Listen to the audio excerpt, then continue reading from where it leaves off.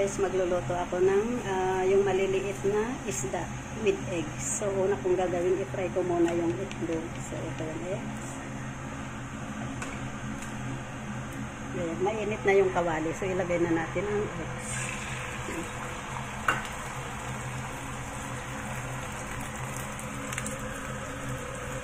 I-fry natin yan hanggang sa maging brown yung eggs.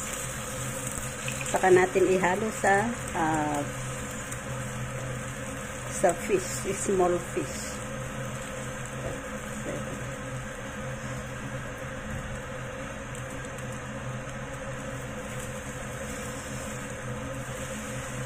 Ayan, kailangan maging brown yung itlog para mabango yung ating iloloto na small fish.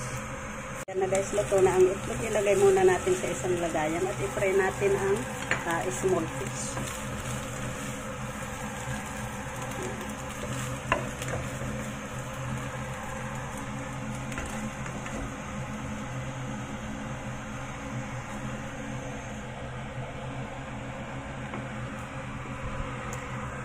So ngayon maglalagay ulit tayo ng mantika. At maglalagay din tayo ng garlic.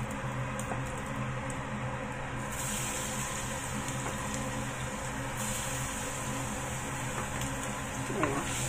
I-try lang natin yan hanggang sa maging brown. And then ilalagay ko na yung scallion. Ayan yung scallion.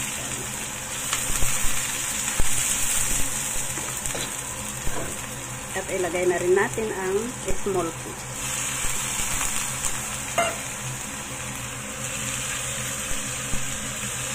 So, slightly na halo lang guys para hindi madurog yung isda. Ayan.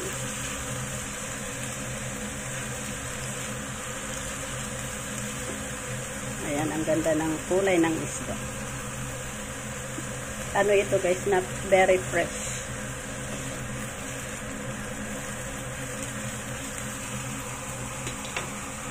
Lagay din tayo ng kaunting salt.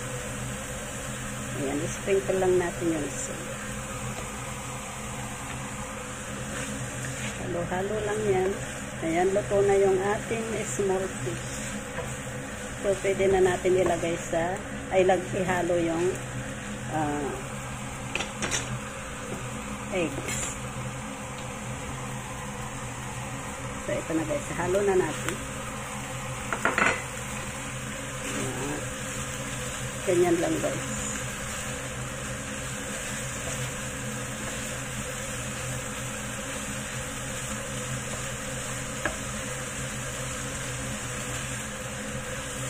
Ang ganda ng kulay ng isda.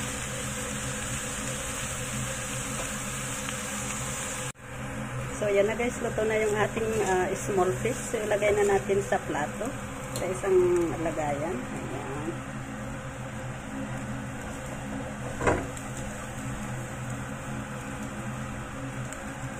So, yan na guys.